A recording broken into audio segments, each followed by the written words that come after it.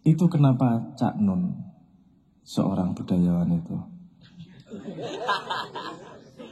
itu kadang-kadang kalau debat dan ribut sama anaknya, itu berhenti di tengah jalan.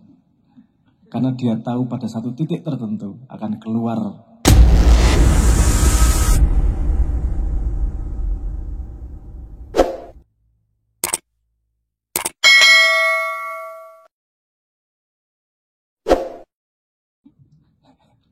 Pertanyaan Rukia, aku rata itu. Buku Rukia, Allah mengusir jin. Sepemahaman saya tentang jin itu dicopot bukan diusir.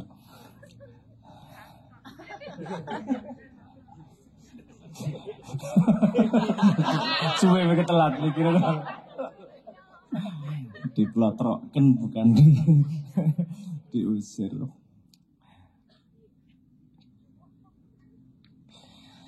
Manusia itu ada yang namanya lotre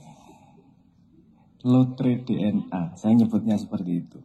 Karena banyak faktor dalam diri kita yang tidak bisa kita kontrol, bukan kita bangun dan bukan kita yang berjasa untuk mendapatkannya. Artinya memang lahir seperti itu. Ada yang lahir gampang marah, ada yang lahir gampang stres, ada yang lahir gampang ngampleng dan seterusnya. Dia kemudian dianggap sebagai negatif karena lahir pada society yang tidak tepat. Oke. Gampang membunuh itu tadi negatif ya. Karena keadaannya stabil. Kalau keadaannya perang, dia gampang berani membunuh musuh, itu jadi jenderal pasti. Jadi idola sama yang lain. Wow, iki wani iki membunuh musuh tanpa takut nih. Gak punya, ya karena keadaannya tepat buat itu. Nah, hampir semua manusia itu punya kecacatannya. Cuman pertanyaannya cacatnya itu sesuai atau tidak sama zamannya. Kalau cacatnya sesuai dengan zamannya, itu dia dianggap sangat baik. Misalnya pada zaman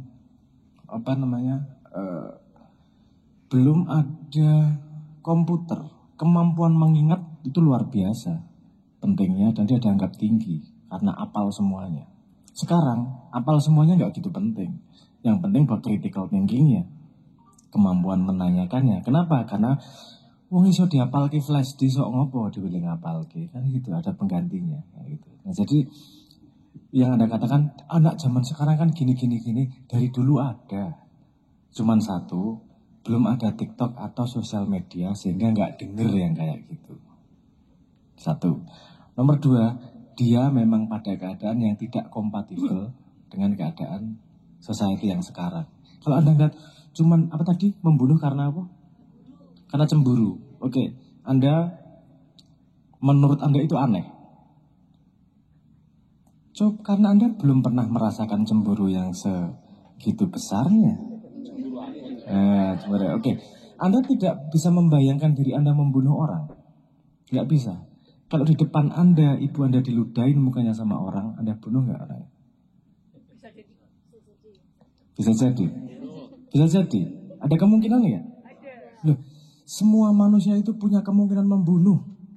Kalau ada orang yang lihat, jahat orang itu membunuh orang lain, berarti Anda belum kenal diri Anda sendiri. Anda belum kenal demit Anda sendiri. Anda cuma belum tahu keadaan yang memunculkan demitmu itu apa. Kalau Anda mencari keadaan, pasti ada keadaan di mana menurutmu membunuh itu wajib bahkan. Misalnya ibumu lagi jatuh, kakinya sakit, ada yang ludahin mukanya, nginjek-injek kakinya. Iya gue. Ono peso. Tok saut rapi gulune gue.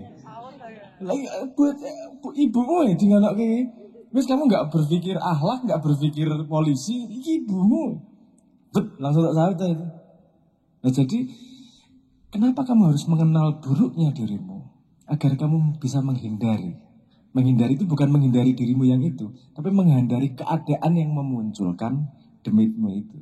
Jadi ketika ibumu lagi, misalnya keadaannya itu tadi, buku dihina orang.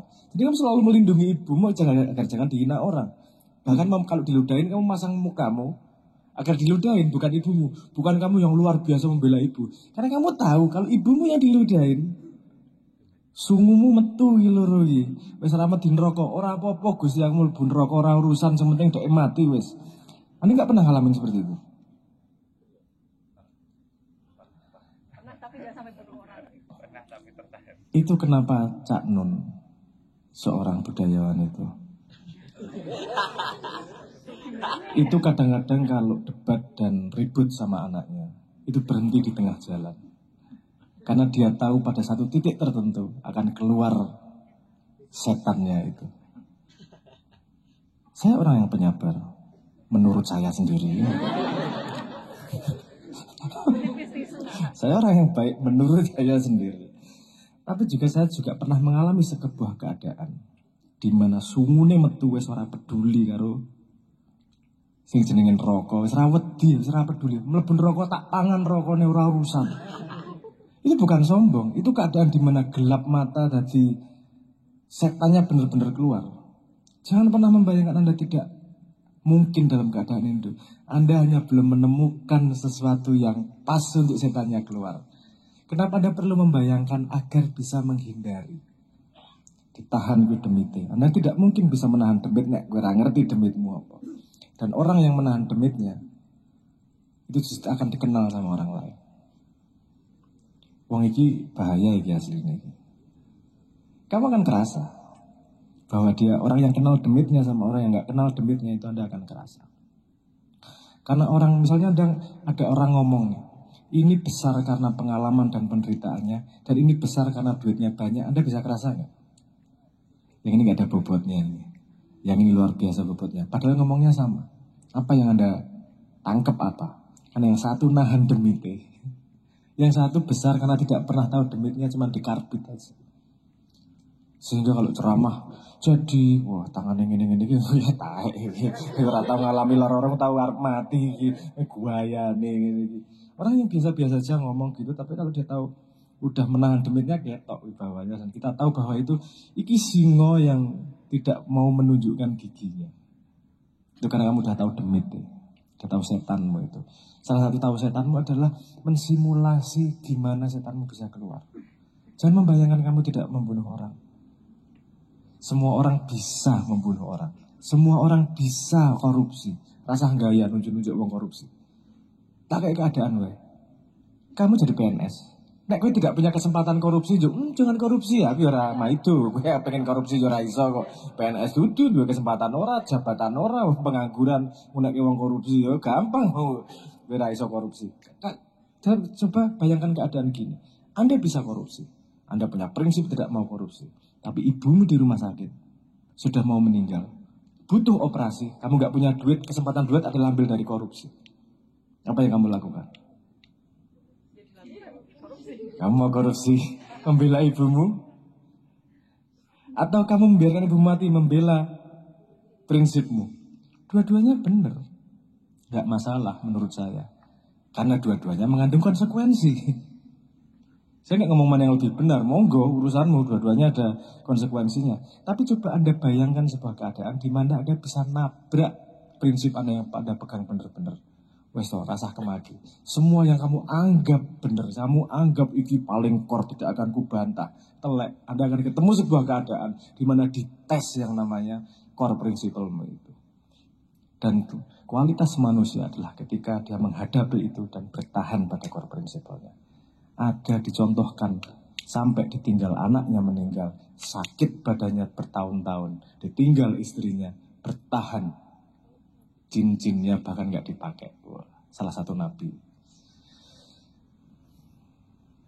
Nabi Ayub ya. Mempertahankan. Kita lihat, semua nabi itu bisa dalam tanda petik, mohon maaf ya, pantas kita kenang. Karena kemampuannya, karena perjalanan hidupnya menahan sebuah prinsip dalam keadaan yang tidak mungkin untuk dipertahankan lagi. Kita kok. Itu menunjukkan susahnya menjaga prinsip itu. Tadi wong nek sing ngaku-ngaku dirinya sangat bersih dan tidak mungkin melakukan kesalahan. Orang tahu cawe kuwi berarti. Mambu kuwi sak suci-sucimu. Wis sing pacaran ayune koyo ngopo ambunen tutik.